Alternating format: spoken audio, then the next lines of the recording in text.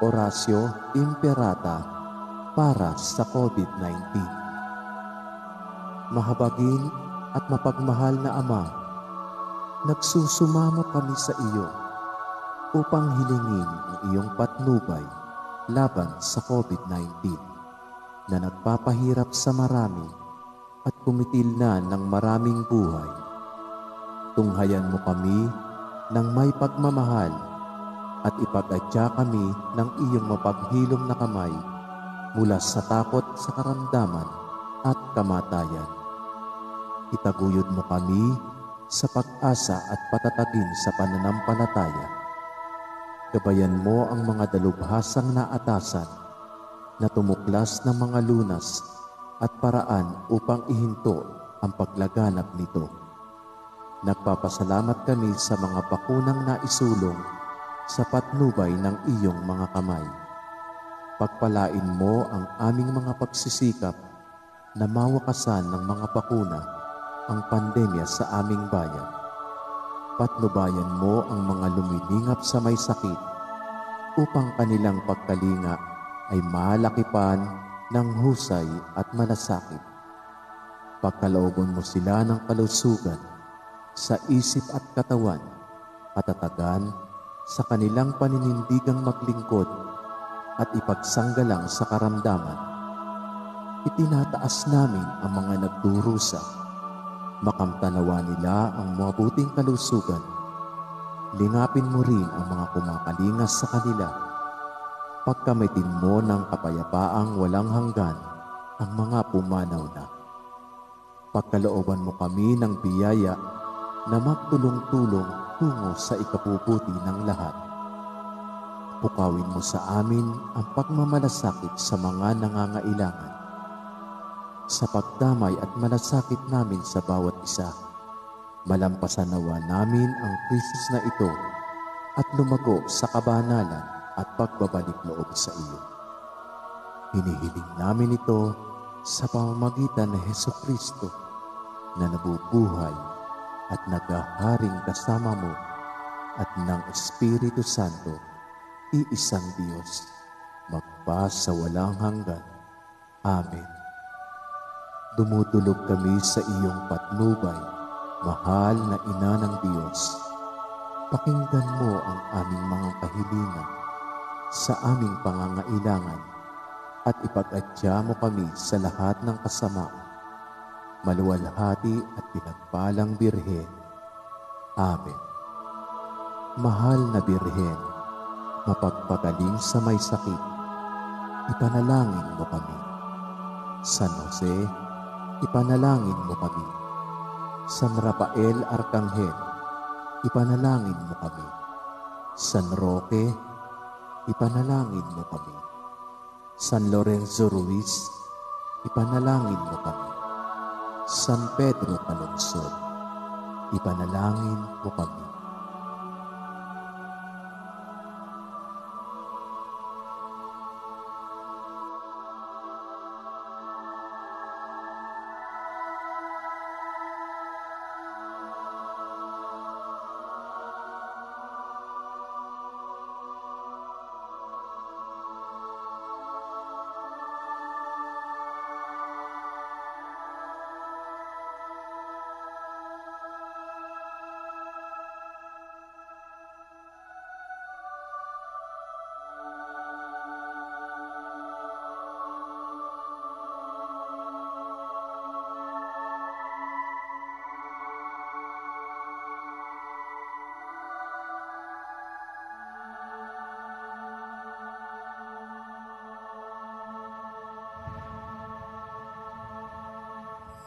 Magsitayo po ang lahat.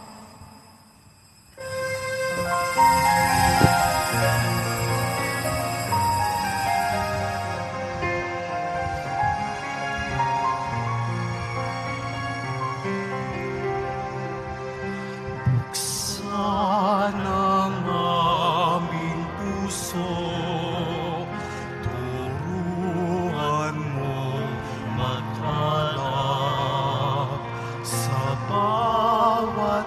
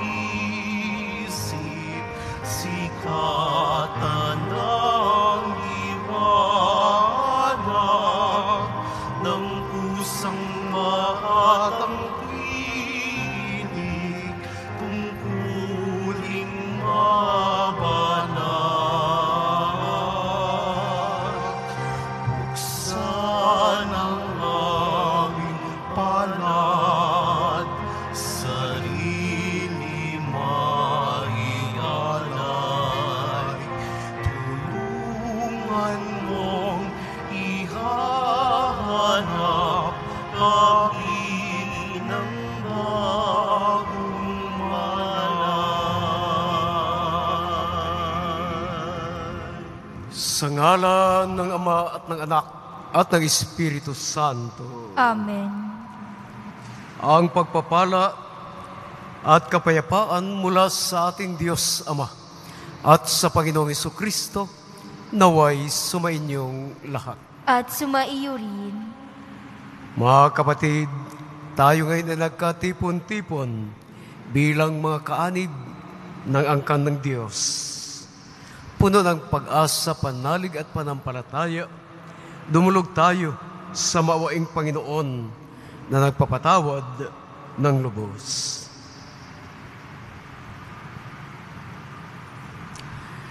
Sinugong tagapagpagaling sa mga nagsisisi, Panginoon, maawa ka. Panginoon, maawa ka.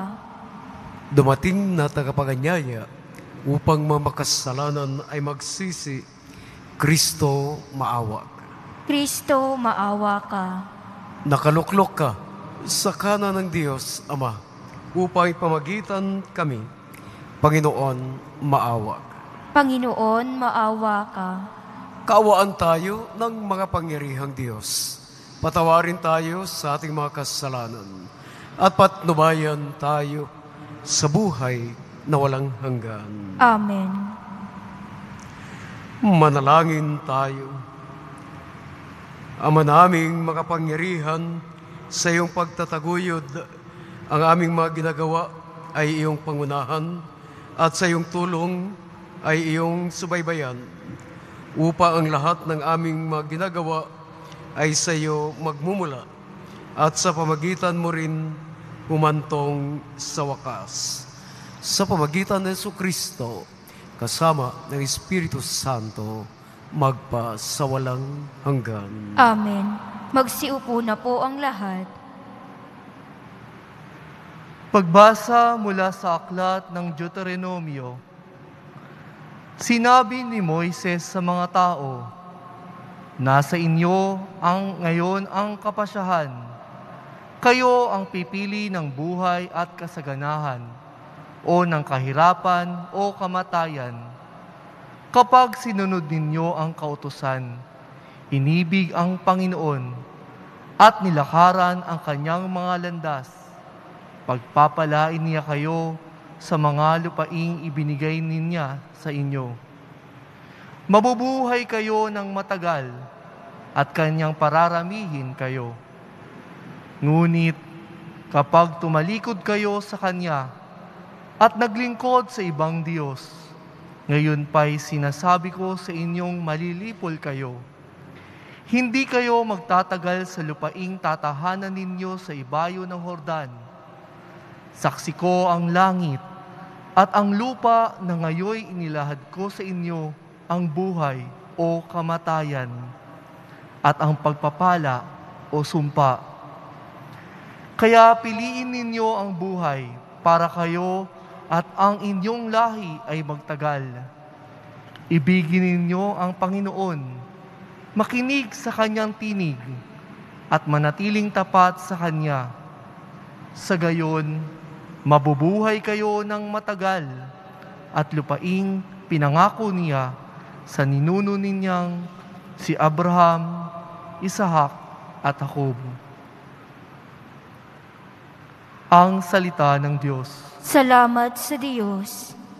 Mapalad ang umaasa sa Panginoon tuwina. Mapalad ang umaasa sa Panginoon tuwina. Mapalad ang taong hindi naaakit niyong masama, upang sundan niya ang kanilang payo't maling halimbawa.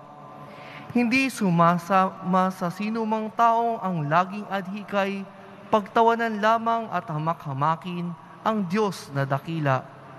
Nagagalak siyang laging magsaliksik ng banal na aral. Ang utos ng poon siyang binubuhay sa gabi at araw. Mapalad ang umaasa sa Panginoon tuwina. Ang katulad niya ay isang punong kahoy sa tabing batisan. Sariwa ang dahot, laging namumunga sa kapanahunan.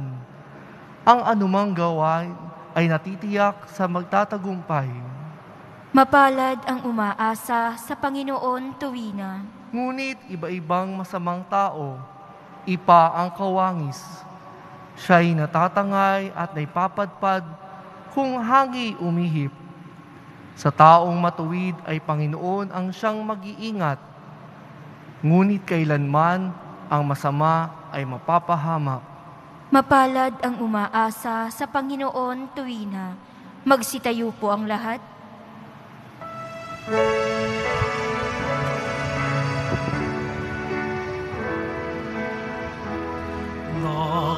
Nagpupuri kami sa'yo, Panginoong Jesucristo.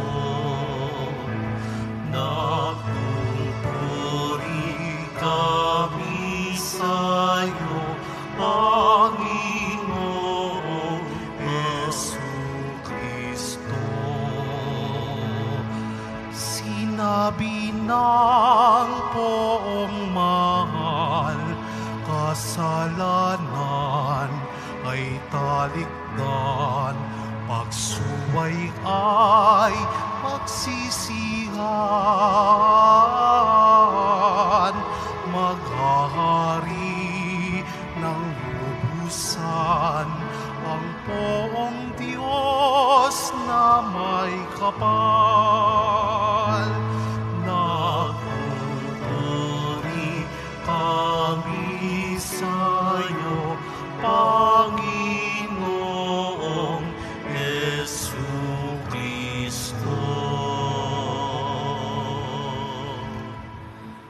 Sumainyo ang Panginoon. At sumaiyo rin.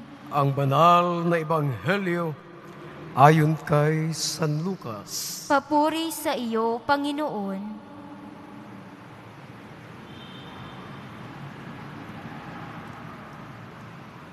Nang panahong iyon, sinabi ni Jesus sa kanyang mga alagad, ang anak ng tao ay dapat magtiis ng maraming hirap. Itatakwil siya ng matatanda ng bayan, ng mga punong saserdote at ng mga iskriba. Ipapatay nila siya, ngunit sa ikatlong araw, siya ay muling mabubuhay. At sinabi ni Jesus sa lahat, ang sinumang nais sumunod sa akin, limutin niya ang ukol sa kanyang sarili, pasanin araw-araw ang kanyang krus, at sumunod sa akin. Ang naghahangad, magligtas ng kanyang buhay, ay mawawalan nito. Ngunit ang mag-alay ng kanyang buhay, alang-alang sa akin, ay magkakamit nito. Ano ba ang mapapala ng tao? Makamtan man niya ang buong sanlibutan, kung ang katumbas naman nito ay ang kanyang buhay. Ano nga ang kanyang mapapala kung siya ay mapapahamak? Ang mabuting balita ng Panginoon. Pinupuri ka namin, Panginoong Hesukristo. Magsiupo na po ang lahat. Magandang umaga po sa inyong lahat, mga kapatid sa panampalataya. Kilala niyo po ba si Napoleon Bonaparte? Siya po yung French legendary hero of the Revolution. Sinabi minsan ni Napoleon Bonaparte, it is easier to conquer your enemy than yourself. Totoo po ito, mga kapatid. Madaling talunin ang tao o ang ibang tao kaysa talunin ang sarili. Kaya nga po, ito ang hamon sa atin ngayon ng Panginoong Hesus sa ating Ebanghelyong narinig. Sinabi ni Jesus, tanggihan ninyo ang inyong sarili. Kung nais niyong sumunod sa akin, limutin ang inyong sarili. Pasanin mo araw-araw ang iyong krus. Pero hindi maaring magpasan ng krus kung hindi mo tinatanggihan ang iyong sarili, sapagkat magiging hadlang ang sarili sa paggawa nito.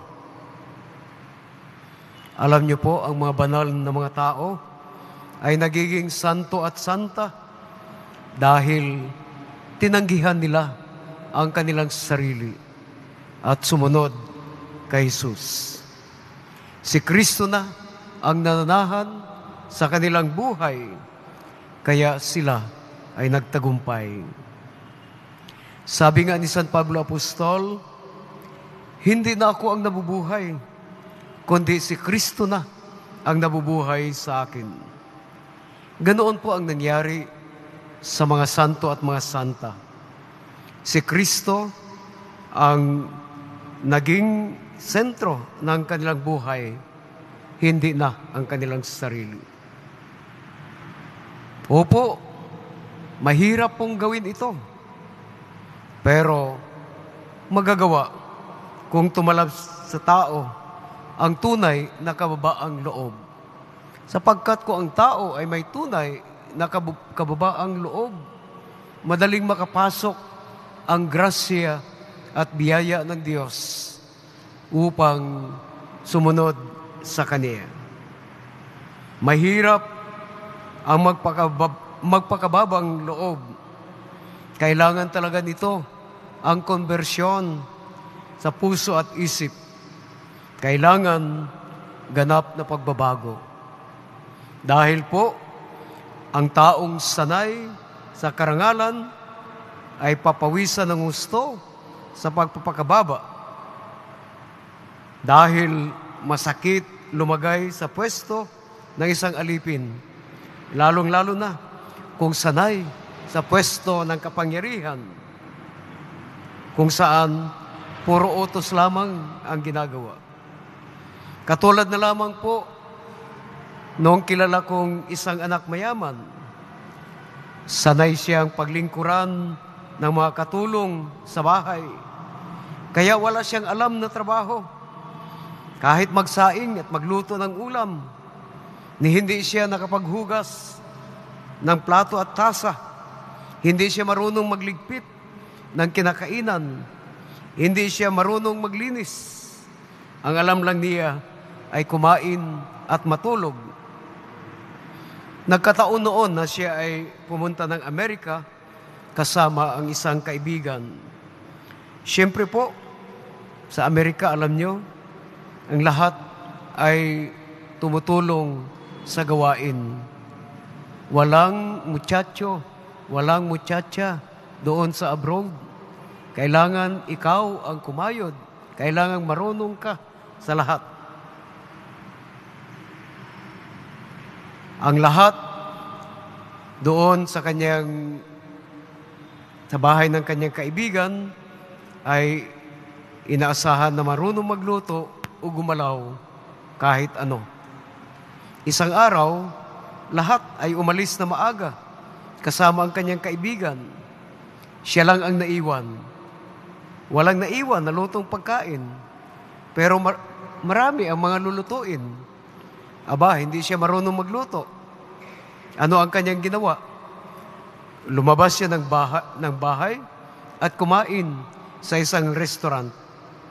5 araw niya itong ginagawa. Kaya inis na inis siya. Dahil walang katulong, walang mautusan. Kaya bumalik siya agad sa Pilipinas, kung saan marami silang katulong, marami siyang mauutusan.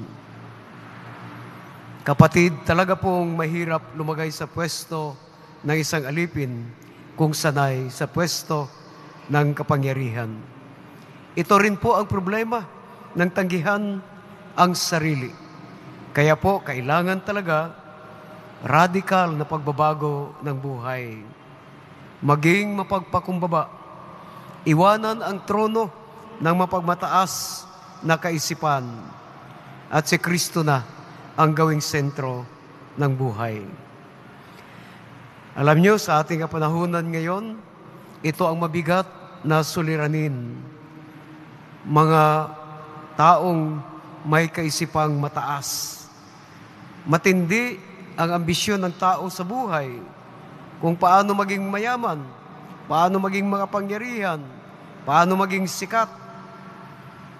Dahil kapag nasa kanya na daw ang lahat ng kanyang minimithi, magiging maligaya na siya.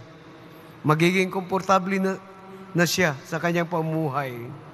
Kumbaga, ang kanyang buhay ay eat, drink, and be merry na lang. Hindi yata sumagi sa isip ng tao ang nangyayari sa talinghaga ng mayaman at si Lazaro. At yung nagtitipon ng kayamanan sa kanyang kamalig. Ngunit kinagabihan, sinabihan ng Panginoon na siya'y mamatay na. Kaya nga, sa katapusan ng Ebanghelyong narinig natin na sinabi ni Jesus, tandaan po natin itong mabuti. Ano ang mapapala ng tao? Makamtan man niya ang buong sanlibutan. Kung ang katumbas nito ay ang pagkawasak o pagkasira ng kanyang buhay, ng kanyang kaluluwa. Ano ang mapapala ng tao kung siya ay mapapahamak, kung hindi niya makamit ang totoong buhay na walang hanggan sa langit? Kaya mga kapatid, siguro po maganda, mabuti, tanggihan natin ang ating mga sarili, pasanin natin ang krus, sumunod tayo kay Jesus. Amen. God bless us always. Magsitayo po ang lahat.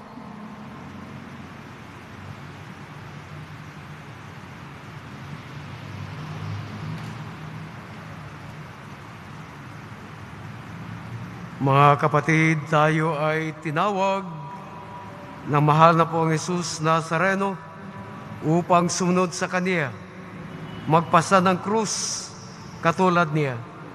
Ihabilin natin sa Kanya ang lahat-lahat ng ating mga pagdurusa.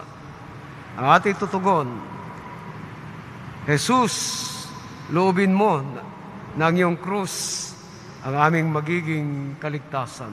Jesus, loobin mong ang iyong krus ang aming maging kaligtasan. Bilang kasapi ng simbahan, naway maisabuhay natin ang diwa ng krus at maging handang magpakasakit para kay Kristo at sa Ebanghelyo.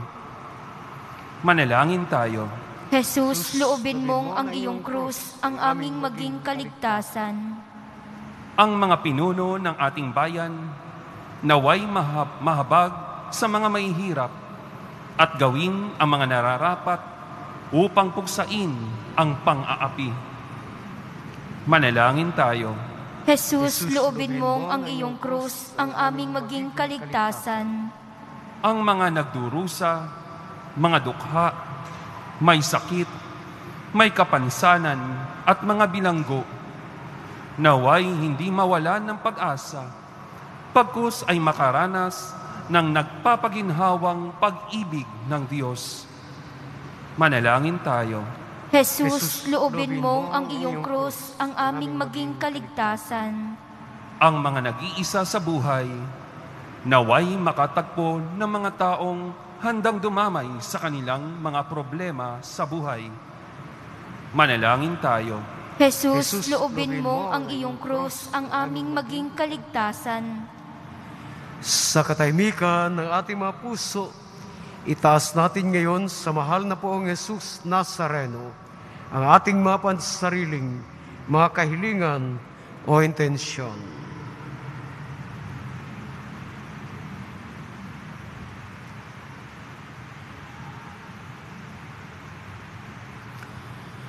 O Diyos, Ama sa langit, ang pagpapasakit at pagkamatay ng iyong anak ang nagbibigay ng buhay sa mundo. Hiniling namin ito sa pamagitan ni Kristo na aming Panginoon. Amen.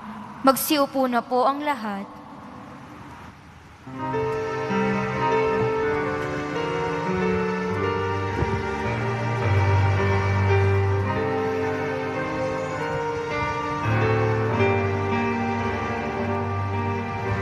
Buhay pagmamahal, alak at tinapay, sana'y tanggapin mo, amang mapagmahal, ngayon sa iyong napak, kami magkaalay, alak at tinapay, alay ng iyong bayan, buhay pagmamahal, alak at tinapay, sana'y tanggapin mo, amang mapagmahal.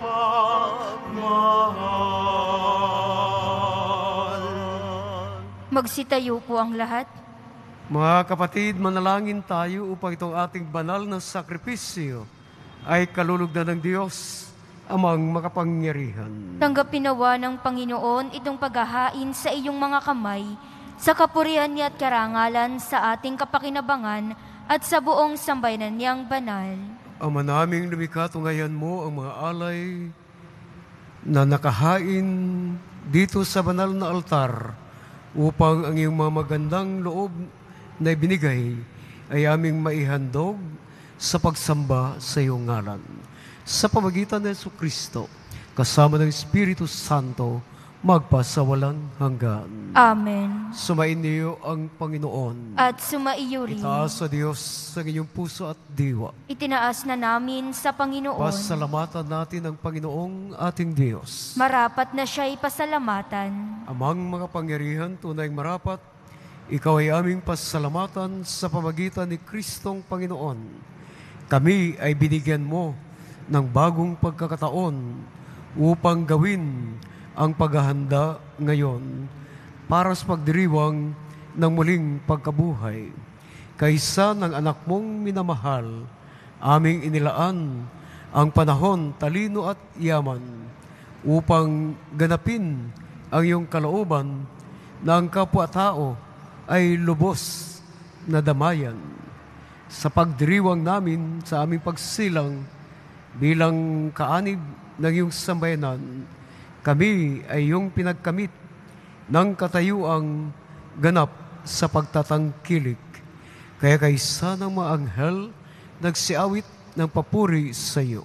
Nang walang humpay sa kalangitan, kami nagbubunyi sa iyong kadakilaan. Santo, Santo, Santo, Panginoong Diyos ng mga hukbo, napupuno ang langit at lupa ng kadakilaan mo, o sana sa kaitaasan, pinagpala ang naparirito sa ngalan ng Panginoon, o sana sa kaitaasan, magsiluhod po ang lahat.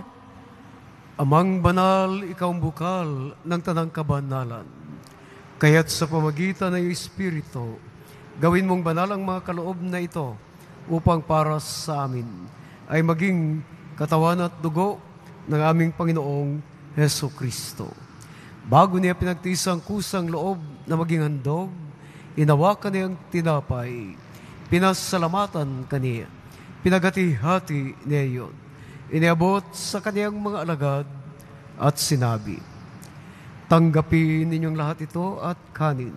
Ito ang aking katawan na ihandog para sa inyo.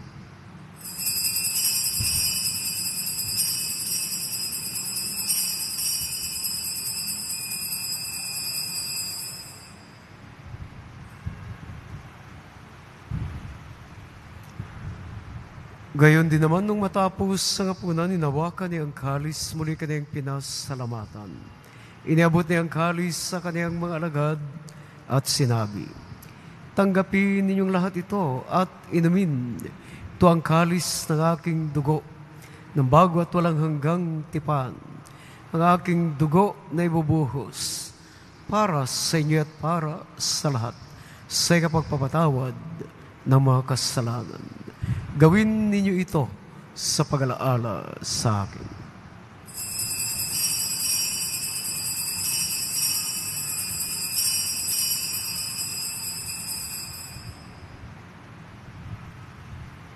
Magsitayo po ang lahat.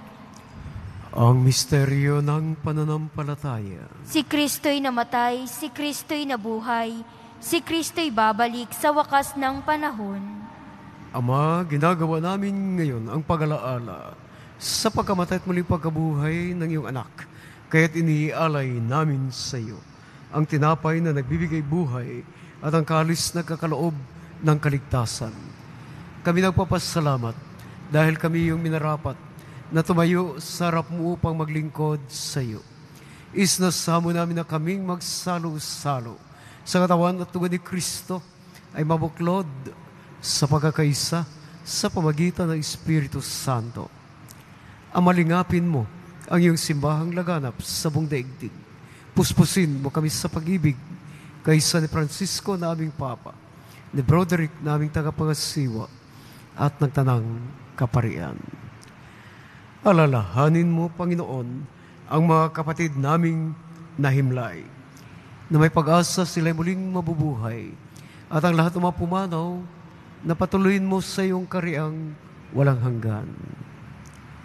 Kawaan mo at pagindapatin kaming lahat na makasalo sa iyong buhay na walang wakas, kaysa ng mahal na Biring Maria na ina ng Diyos, at nakabiyak ng puso niyang si San Jose, kaysa ng mga apostol ni San Juan Bautista, aming mahal na patron, at ng lahat ng mga banal na namuhay dito sa daigdig ng kalugod-lugod sa iyo. May pagdiwang nawa namin ang pagpupuri sa kararangan mo sa pamagitan ng iyong anak at aming Panginoong sa Jesucristo. Sa pamagitan ni Kristo, kasama niya at sa Kanya, ang lahat ng parangal at papuri ay sa iyo, Diyos amang makapangyarihan, kasama ng Espiritu Santo, magpa sa walang hanggan. Amen. Sa tagubili ng mabathalang aral, buong pag-ibig at nakasloob nating ipahayag. Ama namin, sumasalangit ka, sambahin ang ngalan mo, mapasa amin ang kaharian mo, sundin ang loob mo dito sa lupa para nang sa langit. Bigyan mo kami ngayon ng aming kakanin sa araw-araw at patawarin mo kami sa aming mga sala para nang pagpapatawad namin sa nagkakasala sa amin. At huwag mo kaming ipahintulot sa tukso at iadya mo kami sa lahat ng masama. Panginoon, iniling namin, niadya kami sa lahat ng masama, pagkalooban ng kapayapaan araw-araw. Iligtas kami sa kasalanan at ilayo sa lahat ng kapahamakan, samantalang aming pinanabikan ang dakilang araw ng pagpapahayag ng tagapagligtas naming sa Jesucristo. Sapagkat iyo ang kaharian at ang kapangyarihan at ang kapurihan magpakailanman. Amen. Panginoong Jesucristo, sinabi mo sa iyong mga apostol, kapayapaan ang iniiwan ko sa inyo. Ang aking kapayapaan ay binibigay ko sa inyo. Panginoon, tungayan mong aming panampalataya, huwag ang aming pagkakasala. Pagkalooban mo kami ng kapayapaan at pagkakaisa, ayon sa iyong kalooban kasama na Espiritu Santo, magpa sa walang hanggan. Amen. Ang kapayapaan ng Panginoon ay laging sumainyo.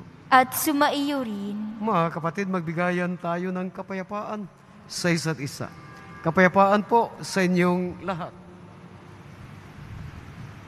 Kordero ng Diyos na nag-aalis ng mga kasalanan ng sanlibutan, maawa ka sa amin. Kordero ng Diyos na nag-aalis ng mga kasalanan ng sanlibutan, maawa ka sa amin. Kordero ng Diyos na nag-aalis ng mga kasalanan ng sanlibutan, Ipagkaloob mo sa amin ang kapayapaan, magsiluhod po ang lahat.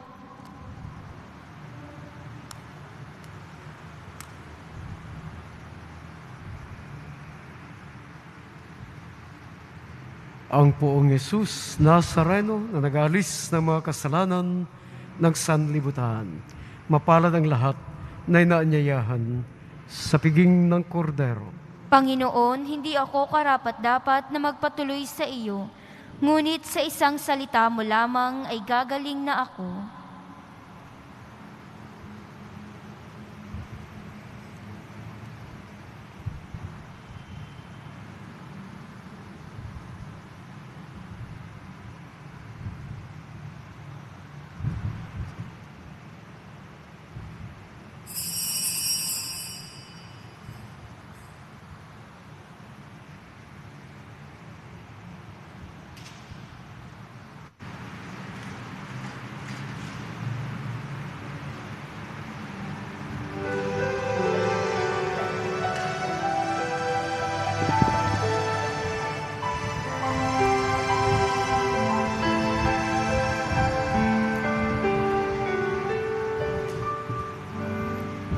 Sa pagmamahal ng Diyos,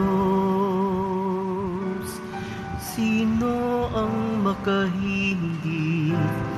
Mayroon ka bang nababati? Bugtong na anak, hindi niya ipinagkait.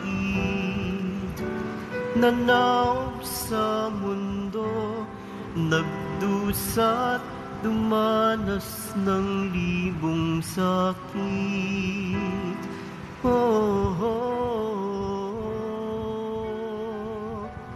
Purihin ka sa dakilang pagmamahal mo.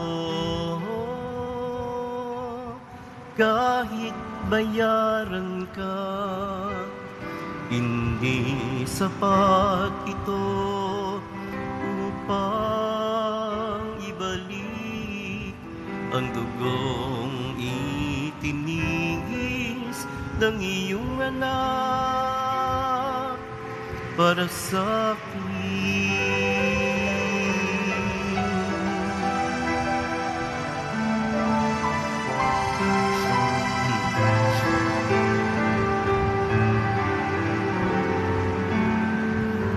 Dakilang Diyos kay buti mo,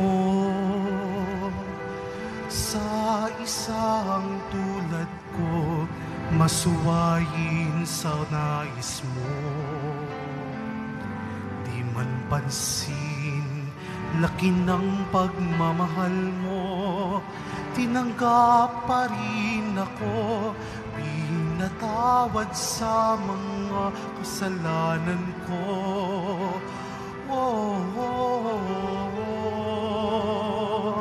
Purihin ka sa dakilang pagmamahal mo. Kahit bayaran ka, hindi sapat ito upang ibalik ang dugong itinigis ng iyong anak para sa akin.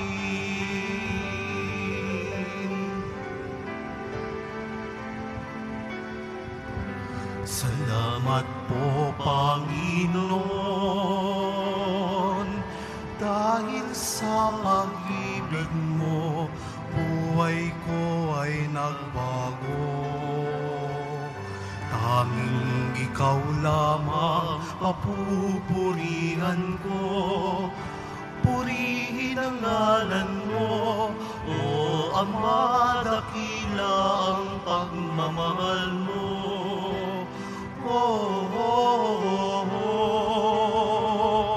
Purihin ka sa dakilang pagmamahal mo. Kahit bayaran ka, hindi sapat ito upang ibalik ang dugong itinigis ng iyong anak para sa akin.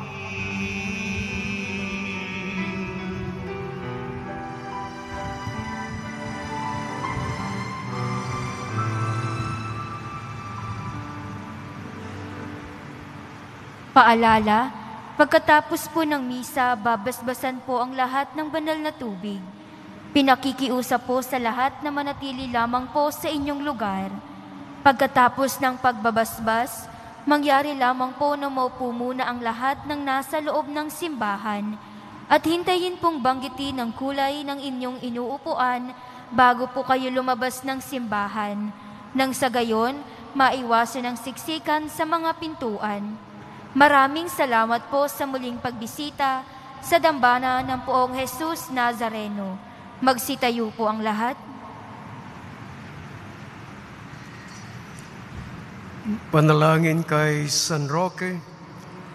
O pinagpalang San Roque Pindakasi na may karamdaman, lingapin mo po ang aming mga kapatid na nasa banig ng karamdaman. Ang iyong pamagitan ay sadyang makapangyarihan na no ika'y narito pa sa daigdig. Marami ang gumaling dahil sa pagantanda mo sa kanila ng kamalmahalang krus. Ngayong ika'y niluluwalhati na diyan sa langit. Nanalig kami ng iyong pamagitan ay lubhang magaling. Ialay mo po sa Panginoong Diyos yaring aming mga hinaing at sa tulong po ninyo ay makamit ang kagalingan ng aming kaluluwa at katawan. Pakundangan sa mahirap at sakit ng Panginoong Jesucristo at ng iyo pong mga panalangin. Amen. Senyor San Roque, panalangin mo kami upang kami maiadya sa salot na COVID-19 at sa mga karamdaman ng katawan at kaluluwa.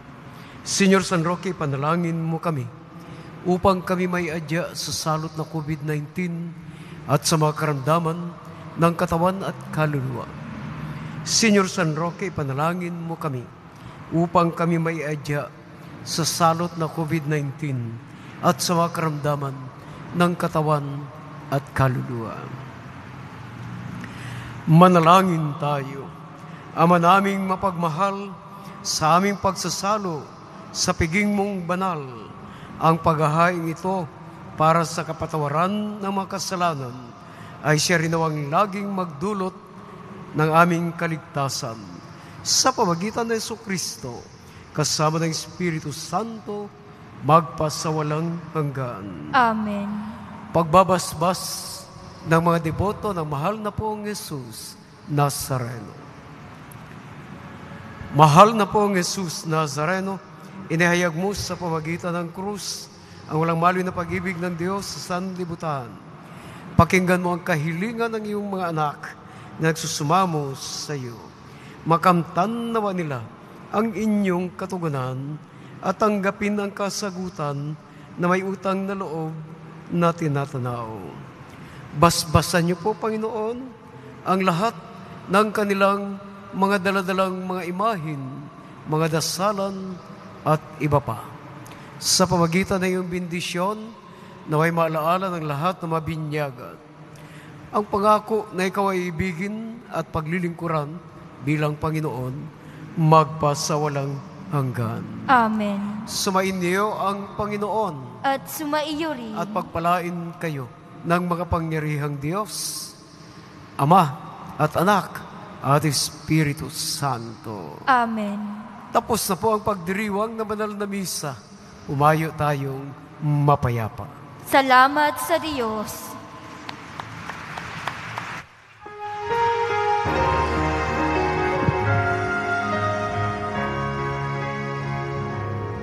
Nuestro Padre Jesus Nazareno, sinasamba ka namin,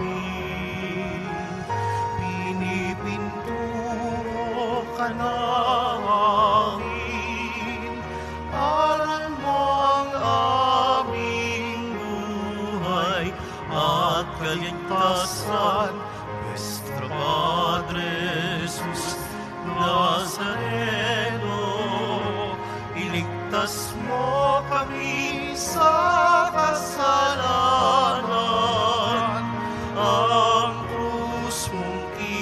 kamatayan ay sagisag ng aming kaligtasan. Nuestro Padre Jesus Nazareno, inarangal ka namin. Nuestro Padre Jesus Nazareno, inulwalhati ka namin. Nuestro Padre Jesus Nazareno,